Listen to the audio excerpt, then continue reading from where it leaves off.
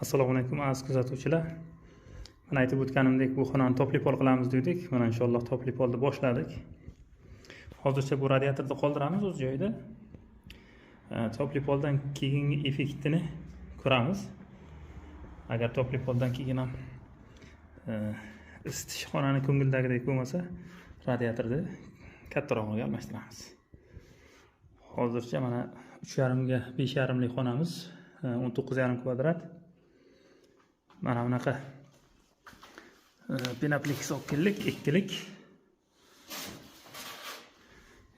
bizga hozir yetarlicha. Xo'sh, bu yerga 28 dona Pinaplex okillik. Xudo xolasa yetib qolish kerak. Mana ish jarayonini boshladik. Inshaalloh nasib bo'lsa,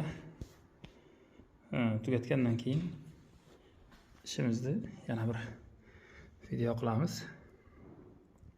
Shxona yana qo'yib boramiz. Kuzatishda davom eting. Inshaalloh tugagandan keyin yana bir necha pul rasxod ketdi. Mana shu 19,5 20 kvadrat deb bo'laylik. 20 kvadratlik joyga necha pul rasxod ketganini yana bir qator aytib o'tib ketamiz.